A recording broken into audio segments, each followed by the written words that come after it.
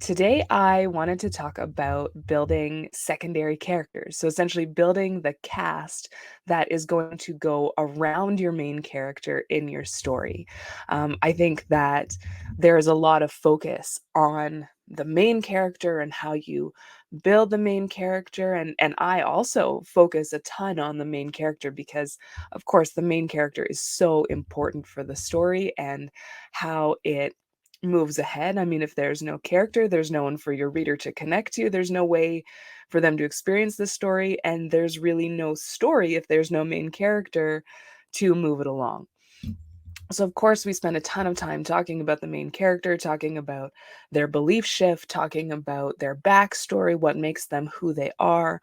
Um, and then we sort of say like, okay, yeah, and then develop the rest. But there is a bit of a difference, I think, when you're building your secondary characters to when you're building your main character.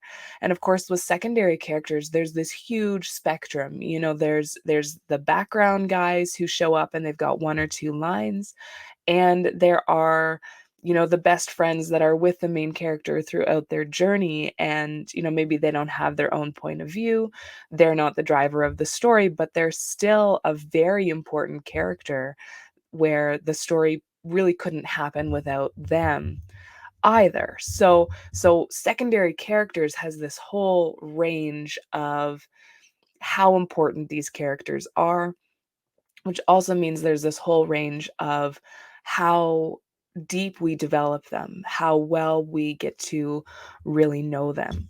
And so, my process for building secondary characters, the first thing that I do is I go through and I make a list. So, usually I'm doing this around the part of planning, after I've kind of figured out the core story and how things are going to move along for that main character. And of course, after I've done a lot of my main character work, I know who this person is, I know the story they're about to go through. Um, then I go back through the planning notes and I start making a list of all of the characters, essentially all of the influences that are going to need to be in this story in order for it to work the way that I think it should work. So that might be pulling out if I've got some beginning scenes in mind that really highlight who the main character is, or highlights their beginning state, that surviving life highlights their everyday obstacles. If one of their everyday obstacles is like keep their family safe. I mean, the family is there. The family is a character, and so and I will sometimes do it as broadly as that and say family character. Um, they might have a teacher. We might know that there is some sort of mentor. We might know there's some sort of love interest. We might know that we might have had this idea for a scene that happens um, in a bake shop, and there's this whole sort of conversation thing that happens between the main character and the owner of the bake shop, right? You might have come up with something like that as you're doing your core story, and so now you know that you need that character. So I don't at this point judge and say like, "Oh, that character's not important. That character is just like, a walk on, two lines and they're out." If it's a character that I've imagined already as part of that core story, I put them on this list. And that gives me a complete and full overview of everyone that is there. And I will say too, this list is probably not complete because at this stage in my process, I've got the general story, but I haven't done a full and complete plot because I need the cast before I can put a full and complete plot together. So there is always room to add to this list. That's okay. That's super. Nothing in fiction is set in stone until we hit publish. And even then, you can still make changes if you really need to. So nothing is ever set in stone. Um, just knowing that this list is is going to be as complete as I can get it for all of the characters and influences that I have designed into this story. I was going to say written into this story, but really sort of imagined into this story already, knowing that I can add to it later. Make a list, know all of the characters that are there. We do not need to be thinking when we're making this list, we do not need to be judging what characters am I going to develop, what characters am I not going to develop. I just want to see all of the characters right off the bat. And then the second step is to go through and identify the roles of each of these characters, as well as what I need from them. So when we're talking about roles, and I'll dive into this in a second, but when we're talking about roles, we're really talking about what type of influence will they have on the main character's story. And there's two types. There's always the positive influence. So this is like the friend, the mentor who is um, either creating an example of the right way to do things, the right way to succeed, or telling this main character the right way to succeed and helping draw that character into the positive belief shift we need them to make in order for the story to be successful.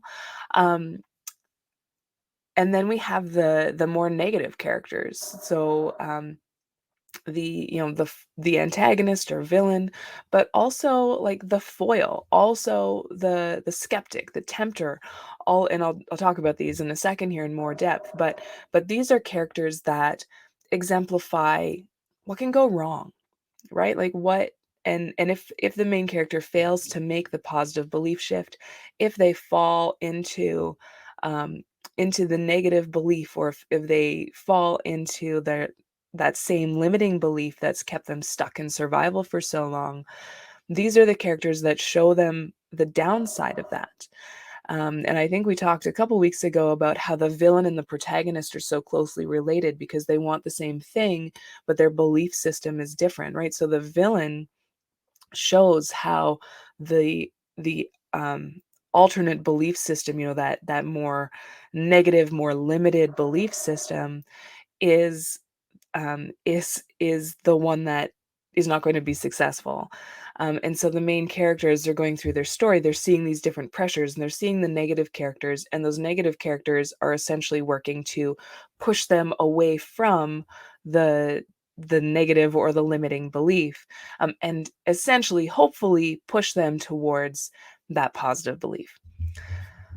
So again, that's very generally the rules, and I know I mentioned some terms there. So there are essentially six different roles that I think about, and the first one is our protagonist. So we have the protagonist, we have the hero. That's the main character.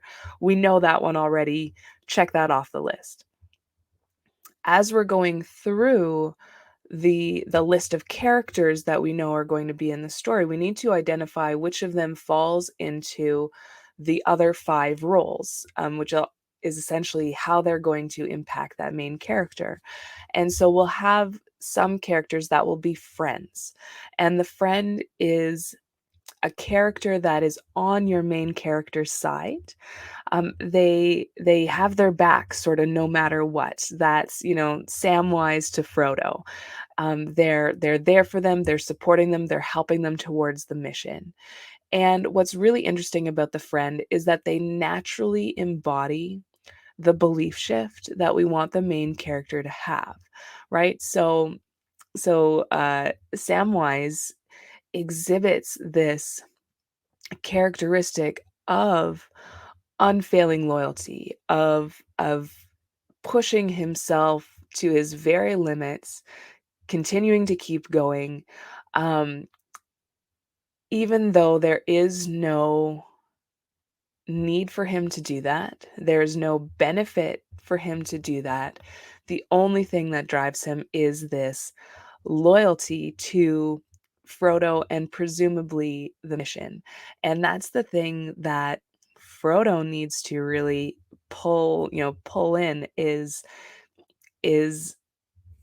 looking, he has this temptation of the ring and he needs to look beyond that in order to be successful. He needs to learn essentially self-sacrifice in order to be able to complete the story successfully.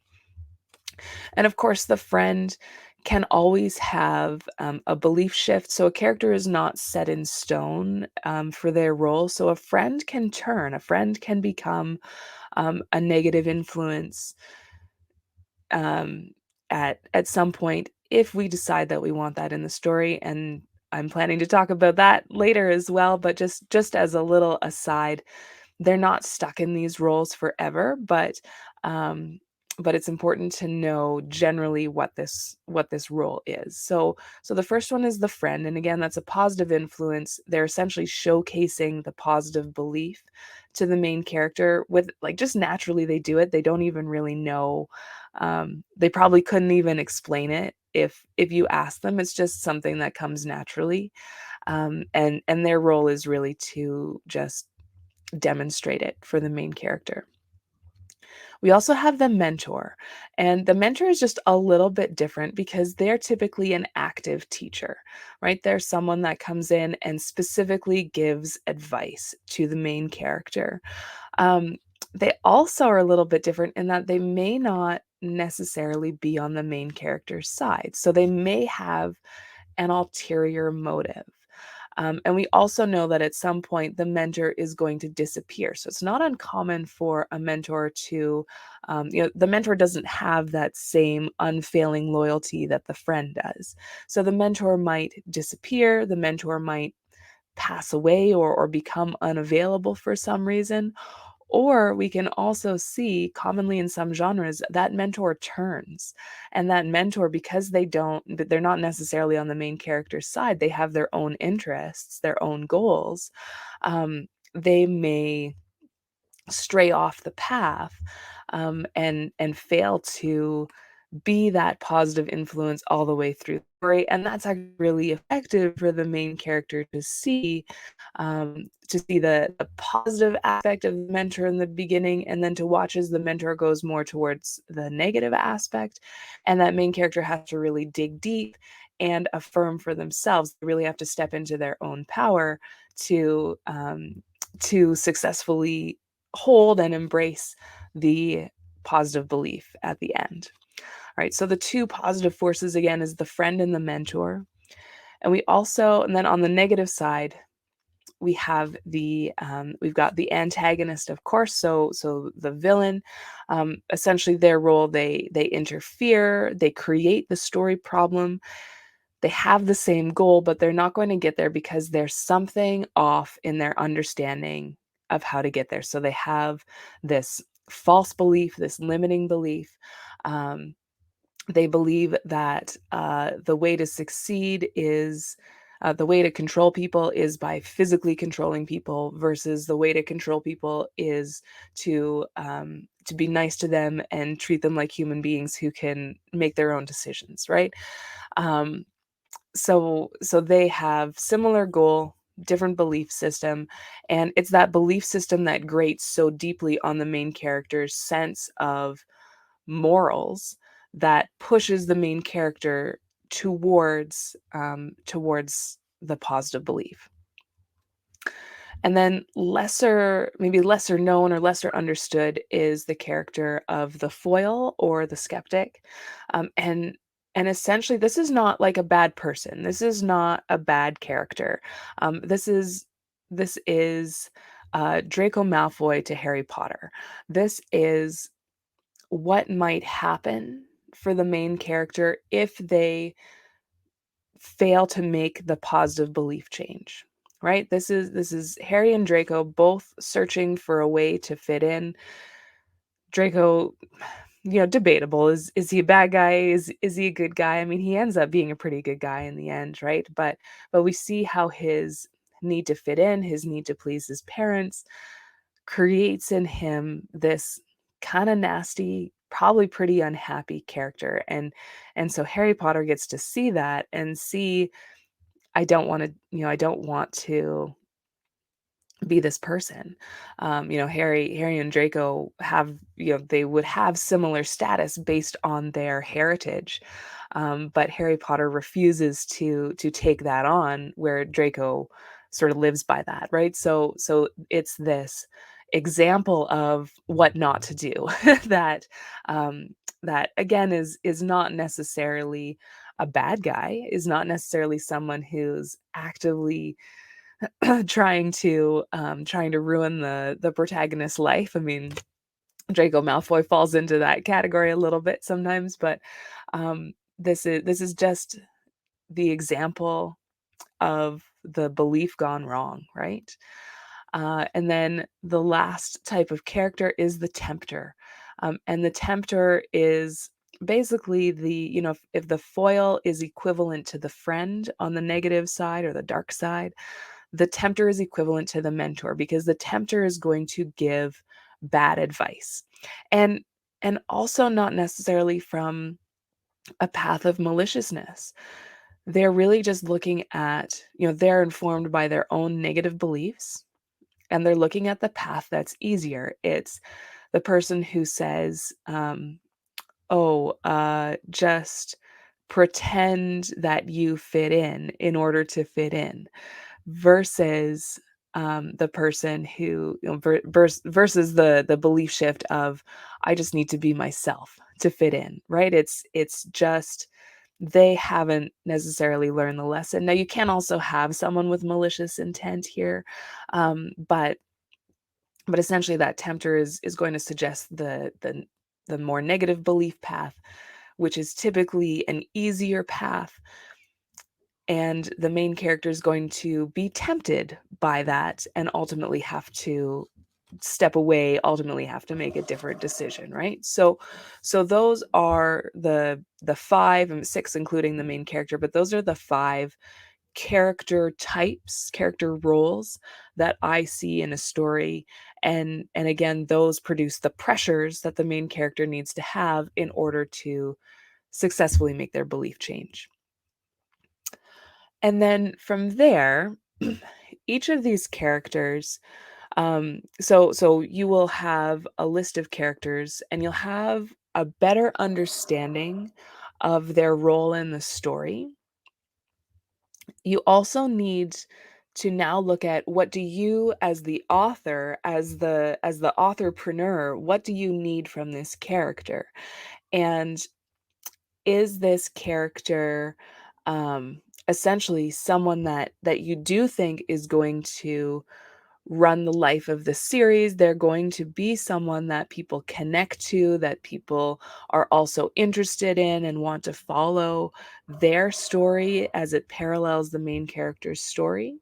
Um, a really great example is something like a serial type of genre, so something like a romance novel, where you will have secondary characters in one book that then become the main character in another book. And so you, as the author, need that character to capture the reader's attention. You need some goodwill in that character for a reader to want to continue on and see what that character's story is about. Right? If you've got like a really long series, it's a great idea to have not just your main character, but several secondary characters that are interesting and have little storylines of their own that your main character can also follow along, especially if you're maybe adding some comedic relief or something to keep a really heavy series just a little bit lighter, just a little bit more accessible. So, identifying their role, identifying what it is that you need, and that should give you a pretty good idea of how substantial this character will be in your story. So, for example, if you've got someone who's a friend who is also going to have their own book, in the next book, this is a character that you want to develop fairly substantially, so that you, as the writer, you, as the author, know enough about this character to make them whole and complete and create that goodwill in the reader. Um, Yeah, there's there's a huge woodpecker outside. I don't know if you can hear him. Um, so so now we've got a really good idea of again who like what this character's job is and how significant that job is going to be, as well as how much we as the author want to really dive into this character as we're starting to develop them. And as we start to develop them, I mean, the first thing that I always do is I always write down anything that I know, any type of inspiration I've had before. So if I know that there's a bake shop owner, have I imagined something specific about the bake shop owner when I was, sort of imagining that scene? Was there something that came up? Maybe there is, maybe there isn't. But if I've had an inspiration, I always honor it, I always write it down. Me personally, I also like to look for inspiration in photographs for secondary characters, which is a bit different because I don't typically do that for main characters, but for secondary characters, I will. That's a very personal preference, but really, I'm looking for inspiration. I'm looking for ideas. I'm looking for just anything that will give me a launching platform to build the rest of this character. And so from there, I know a few things about this character. Maybe I know what their job is, or I know that they have a specific hobby, or they really like coffee or something, right? I know a little something about this character. That's super. And then the next thing that I think is very important to do is I start to look at their core belief. And of course, we talk about core belief all the time with main character. The core belief is really the thing that guides their thoughts, their decisions, their actions, right? So, are they someone that believes, um, you know, my the way there are they someone that believes, I need to act a certain way in order to blend in, or are they someone who just says, I'm going to act however I want, and the people that want to be around me will come to me, and that's all I need, right? And what's really fantastic is because we know the roles, so whether they're a friend or they're a foil, we know their roles, which means we know which aspect of the belief shift is at their core belief. Okay, that's really important. So we know that the friend is always going to exemplify the positive belief shift that the main character needs to make. We can identify, and then we backwards engineer that character's belief based off of the belief shift, based off of what we know that secondary character needs to exhibit in order to act as the friend, in order to create that pressure for the main character. And now we know their belief. We can also identify whether they are going to have a belief shift or not. Generally, in a shorter story, so like a standalone novel, I am not creating belief shifts in many, if any, of the secondary characters, maybe one or two. Um, but in a long series, in a full-blown fantasy series, probably everyone that is going to be a recurring character is going to have some sort of story of their own. They're going to have a belief shift. So now I'm identifying the core belief that they act from, at least in the beginning, and then I'm identifying if they're going to have a shift or not. If they're going to have a shift, I need to know a lot more about this character than if they're not going to have a belief shift. So if they're not going to have a belief shift, the truth is I'm nearly done developing this character. I'm going to look at the backstory of where this belief came from. I'm going to then use that to bring forward their typical actions. So a core action out of this character. What's the type of thing they do? As well as I love to add in any type of quirk or distinguishing feature for a character. And so again, that might be they have a love of coffee. That might be that they speak with a Southern accent. That might be that they are uh, super interested in like Dungeons and Dragons culture, whatever it is. Now it has to make sense, and that's why I go through belief, backstory, and then bring it back up into core action, and then some of these quirky things that I can stick on. Like it wouldn't make sense for someone from Canada to have a Southern accent, right? That's pretty obvious. We just need to make sure that the rest of it all fits, that this character is cohesive. Now, if they are going to have a belief shift, I still look at backstory, and I'm still going to look at their quirks, but I'm also looking at what is their goal? Why are they stuck? What is it that they need to change belief wise um, in order to either reach the goal or fulfill what I need them to do in the story? Uh, and and then I need to think about, so if I need them to turn from a friend into an antagonist, what's the belief shift that they need to have? And why would they make that belief shifts? Essentially, what are they striving towards? What makes them think that this is the right way to do it? And I need to essentially develop them now, similarly to a main character, in figuring out their story, figuring out the all of the stages of that belief shift. All right. So, in a nutshell, that is how I develop the secondary cast. Again, some of them are going to require a lot more development, some of them are going to require very little. I was just doing a plotting demonstration for right now, and I had characters that were just a paragraph.